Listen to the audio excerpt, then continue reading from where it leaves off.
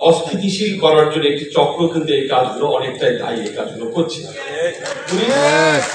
আমরা কাজ করছি, আমরা দেখছি এটার জন্য একটা আন্দোলনের একটা মৌসুমের মতো চলে আসছে, ওয়েব চলে আসছে।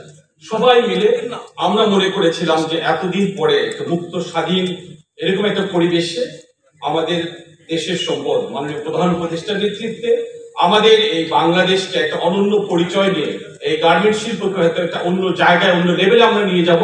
সেইখানে কিন্তু আমরা দেখছি একটা ঘটনা ঘটে এটাকে মুখ থুবড়ে দেওয়ার জন্য চেষ্টা করা হচ্ছে। আপনারা জানেন, অনেকে বলেছেন যে এরকম পুলিশ হয়তো অতটা কাজ করছে না। আমরা নাই সম্মানিত জিওসি মহোদয় এখানে আছেন, সবাই মিলে কিন্তু আমরা দিন রাত পরিশ্রম করছি। আমাদের পুলিশ যারা আছে 24/7 আমরা কিন্তু কাজ করছি। একজনের কিন্তু ছুটি আমরা কাউকে ছুটিও দিচ্ছি না। সবাই ভোর 5টায় চেকপোস্ট করে রাত 8টার দিকে যায়, আবার কিন্তু রাত্রিতে আমরা এই বিভিন্ন কাজ করছি। আপনারা দেখেছেন যে অনেকে হয়তো বিভিন্ন রকম ভিডিও ছড়িয়ে পড়ছে, কিন্তু আমরা তাদেরকে অ্যারেস্টও করছি। এটা কিন্তু আমাদের প্রিয় মাতৃভূমি, এটাকে বাঁচানোর জন্য আমাদের সকলের কিন্তু চেষ্টা করতে হবে। প্রচুর আলোচনা হয়েছে, সময় একদমই নাই, আমাকে খুব কম সময় দেওয়া হয়েছে। আমরা আবার এটাও অনেকে বলেছেন যে আমরা হয়তো একটু ট্রমাটাইজ, বাট আমি আপনাদেরকে সদয় যথার্থে বলতে চাই, আমার একজন এএসপি এখনো কিন্তু সিএমএইচে আছে, একজন সাব ইন্সপেক্টর আইসিইউতে আছে, আমার এই আশুলিয়ার যিনি ইনচার্জ পুলিশ সুপার সেও কিন্তু আহত এখন। তারপরেও আমরা কিন্তু কাজ করছি, দিন রাত পরিশ্রম করছি। আমাদের ভিতর কোনো এরকম কোনো আমাদের ট্রমাটাইজ যেটা বলছেন এরকম কোনো কিছুই নেই। আমরা আরো আমাদের কাজকে বেগবান করতে চাই। দেশের এই ক্রান্তিকালে আমরা ভালোভাবে আমরা কাজ করছি। আমরা দেখছি এখানে ইন্ধনদাতা কারা ধীরে ধীরে কিন্তু এই জিনিসগুলো স্পষ্ট হচ্ছে। আপনি যেখানে থাকেন না কেন, যাই হন না কেন, আমরা কিন্তু যে লাইটে আনার জন্য চেষ্টা করবো। আমাদের এই সব কিছুগুলো থাকবে। পাশাপাশি আমি ছোট্ট কিছু একটু বলতে চাই যে মাননীয় উপদেষ্টা বিন্দু এখানে আছে, যেরকম আজকে 14 তারিখ, আপনারা ডন্ট টেক ইট আদারওয়াইজ, আমাদের এখানে আমরা দেখেছি যে 9481টি কারখানা বেতন দিয়েছে 4094টি, 43.8% আজকে পর্যন্ত, গতকাল রাত 12টা পর্যন্ত বেতন দিয়েছে। 5387, 56.82% এখনো বেতন দেওয়া হয়নি। এখানে আমরা কথা বলছি, এই সময় আমার কাছে মেসেজ আসছে ক্রমাগত, সিএনজি ট্রাভেলার্স তারা কিন্তু গাজীপুর একটা রাস্তা অবরোধ করছে বেতনের দাবিতে। সাথে সাথে আমরা যাচ্ছি। এটা কেন হবে এরকম করে? 7 তারিখের ভিতরে বেতন দিয়ে দেওয়ার কথা। আপনাদের অনেক ইনভিটেশন আছে, এই কাজগুলো আমি মনে করি সবাই মিলে আমরা করবো। এটি কিন্তু আমাদের দেশের জন্য একটা সম্পদ। মালিক শ্রমিক সবার ভিতর যে একটা গ্যাপ, এটাকে ব্রিচ আপ করার জন্যই কিন্তু ইন্ডাস্ট্রিয়াল পুলিশ কাজ করে যাচ্ছে।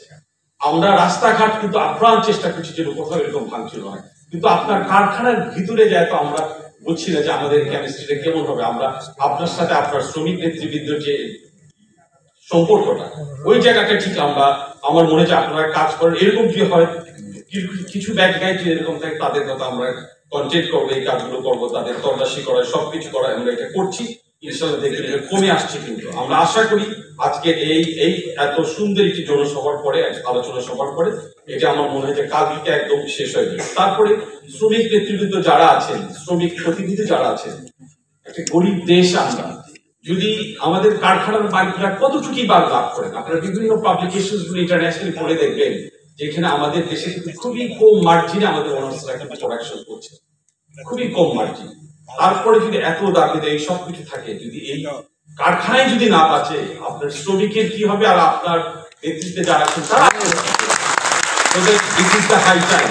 প্লিজ আমরা সবাই মিলে আসেন, আমরা একতাবদ্ধ হই, দেশপ্রেম নিয়ে আমরা সবাই এগিয়ে আসি। আমার ভিতরটা একটু তাকিয়ে দেখি, আমার আত্মার ভিতরে কতটুকু কালিমা আছে, সেটাকে দূর করে আমরা সবাই মিলে যদি না ঝাঁপিয়ে পড়ি, আমরা কিন্তু খুবই খারাপ। আপনারা দেখেছেন যে অনেক অর্ডার চলে যাচ্ছে, পাশে অনেক স্টেক হোল্ডাররা খেলছে। ভাই আমরা কেন সবকিছু ইয়া হতে যাবো? আমরা সবাই মিলে যখন কাজ করি, আমরা বলেছিলাম যে আমাদের ইয়ে আছে, আপনারাও আপনার ভিতরে দরকার।